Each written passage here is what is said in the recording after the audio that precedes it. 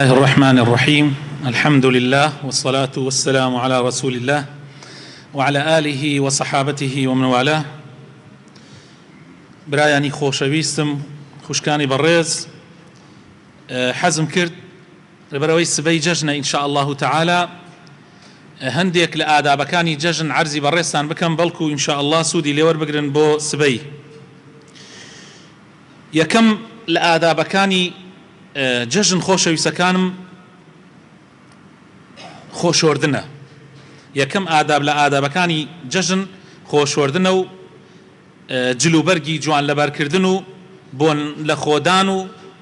ئیتر حەسەب ئەو هینەی کە خۆت جوانەکەیتەوە بۆ ڕۆژی جمعان عینەن بۆ جەژنیش بە هەمان شێوەیە. پێغەمبەری خۆشەویستمان صلی الله عليه وسلم جوبەی تایبەتی جلوبەرگی تایبەتی هەبووە، بەس تەنها لە جەژنەکان و لە جمعەکانە لەبەری ئەکرد. بۆیە سنەتە ئینسان هەر لە هاتنی بۆ نوێژی جەژن ئەو لیباسانە لەبەر بکە، لیباسی جوان بۆ نوێژی جەژن، نەوەک بۆ نوێژی جەژن بە لیباسی احتیاطیەوە بێیت و نوێژەکە تەواو کردوایە بڕۆیتەوە لە ماڵ خۆت بگۆڕی، بەڵکو هەر بۆ نوێژی جەژنیش کە هاتی با لیباس و بۆن و هینت تەرتیبات بێ وەکو جمعە. دووهەم ئاداب لە ئادابەکانی جەژنی ڕەمەزان خۆشەویستەکانم کە پێی ئەوترێ عید الفطر بە عەرەبی ئەوەیە کە ئینسان پێش ئەوەی بێت بۆ نوێژی جەژن شتێک بخوا، چەند خورمایەک بخوا. ئەگەر سێ خورما بخۆی باشە، لەگەڵ تۆزێ ئاوا بۆ ئەوەی بەڵگە بێرکەوە تۆ بە ڕۆژوونیت و ئیتر ڕۆژوت شکان تەواو. بەڵام بۆ نوێژی جەژنی قوربان سنەت وایە ئینسان هیچ نەخوا، لە دوای ئەوە ڕۆیەوە ئەگەر قوربانی بکە لە قوربانەکەی خۆی بخوا. سێم ئاداب لە ئادابەکانی جەژن خۆشەویستەکانم تەکبیراتکردنە، الله ئەکبەرکردنە. الله ئەکبەرکردن یەکێکە لە سنەتە هەرە گەورەکان، قەت بە کەمی مەزانن، یەکێکە لە گەورەترین سنەتەکانی جەژن. بۆیە حەق خۆیەتی کە ئەم ئادابە ئەم سنەتە گەورەیە قەت ئیهمال نەکرێ و لە ڕۆژی جەژنی یعنی بۆ جەژنی ڕەمەزان لە دوای نوێژی مەغریبەوە دەستی پێەکە حتا ئەو کاتەی کە ئیمام دەرئەچێ بۆ نوێژی جەژن، ئیتر کۆتایی پێدێ. بەڵام لە ڕۆژانی جەژنی قوربانە خۆشەویستەکانم بەردەوامە لە بەیانی ڕۆژی عەرەفاتەوە، لە فەجری ڕۆژی عەرەفاتەوە بەردەوامە حتا وەکو چوارەم ڕۆژی جەژن ئەو تەکبیراتانە بە تایبەت وەکو لە صحیحی بوخاریە هاتووە بە تایبەت دوای نوێژەکان، بە تایبەت دوای نوێژەکان. جا ئەوە قەت ئیهمال مەکەن و هەوڵ بدەن یعنی لەبەر خۆتانەوە کە ئیسا ئەڕۆنەوە بۆ ماڵ کە دەرئەچن کە دێن بەردەوام ئەو الله ئەکبەرە بە یعنی ڕابێن لە ماڵەوە. کاتە ئیسا چوونە ماڵەوە هەر چوونە حەوشی خۆتانەوە دەرگاکەتان کردەوە چوونە ناو ماڵەوە بە تەکبیرات بچنە ماڵەوە. ئەتر ماڵی خۆتانە شەرمی بۆ چییە؟ ئینسان کە چووە ماڵەوە بە تەکبیرات و بە الله ئەکبەر و الله ئەکبەری جەژن بچێتە ماڵەوە، ئەو سنەتە هیچ نەبێت لە ناو ماڵ و مناڵی خۆتە جێبەجێ بکە. سنەتە ئەگەر ئینسان لە ڕێگایەکەوە هات لە کۆڵانێکەوە هات بۆ نوێژی جەژن لە کۆڵانێکی ترەوە بچێتەوە، با تۆزێک فەرق بکە، چونکە پێغەمبەری خوا صلی الله علیه و سلم کردووە حیکمەتەکەش چییە. ئەوە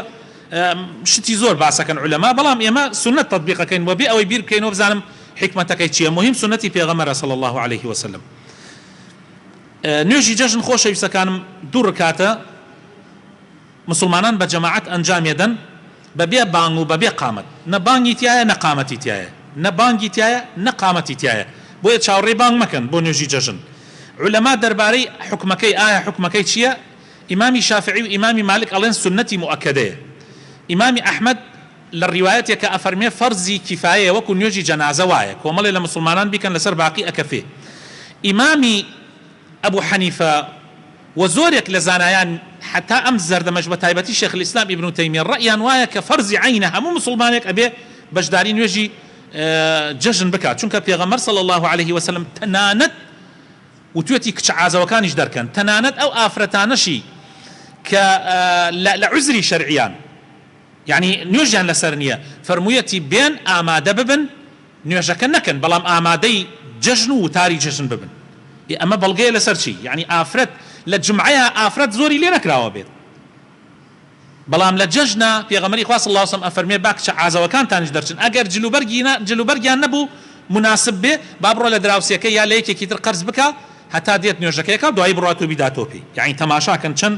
مەسەلەی نوێژی جەژن یعنی اهتیمامی پێدراوە، گرنگی پێدراوە. ئەم جابراینە ئێمە لە ساڵێکە دوو نوێژی جەژنمان هەیە، یعنی معقولە ئیهمالی تیا بکەین، معقولە بە گرنگی نەیگرین، من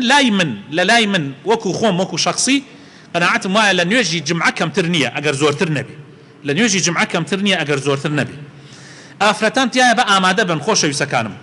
ئافرەتان با ئامادە بن ئەگەر چ خواردن و شتی وا ئەکەن پێشا بە ئامادەیکەن با لە نوێژی جەژنە ئامادە بن خۆشەویستەکانم وەکو ئەوە ئێستا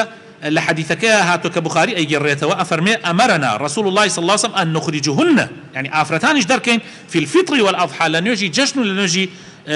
جەژنی طبعا رمضان وقربان حتى العواتق والحيض وذوات الخدور كعازو آفرتي زيساني آفرتي لعذر شرعية هموي بين آمادي ببن بلان بان لنوجا أوانوي كعذرانية بجدارينكن فأما الحيض فيعتزلن الصلاة ويشهدن الخير ودعوة المسلمين آمادي أم خير قورو أم بانقوازي إسلام أبن زور قرنقا باهتمام ووري بقرن خوش يسكن مازال أم قصانا غريبة بلام إيتر غريب نما يا أمتي محمد صلى الله عليه وسلم أبيه وكو خوي دينك تطبيق بكين وبيويس ناكش تكان لامان غريب به سنة إنسان سنتك مؤكدة آمادي وتاركش ببي بس نوشكنا كي تبروي توب مال باشوايا إنسان وتاركش دوي ليه بقري لوانية دقة شاركك شتيكي تيابي بوتو ضرور بيت تذكيريك وآمشقاريك بلام فرزنية وكو جمعة بلام سنة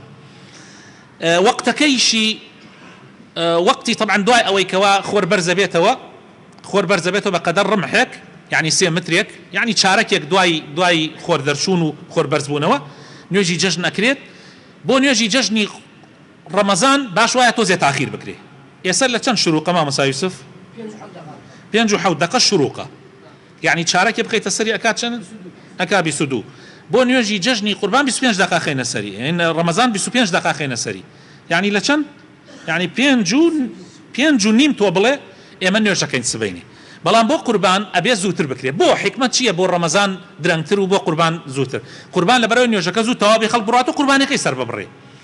بەڵام بۆ نوێژی جەژنی ڕەمەزان لەبەر چی درەنگ بکرێت لەبەر ئەوەی هەنێک کەس هەیە لەوانەیە لە بیری چوو بێ زەکاتی سەرفترە بدا با مەجالێک هەبێ بڕوا زەکاتەکەی سەرفترەکەی بدا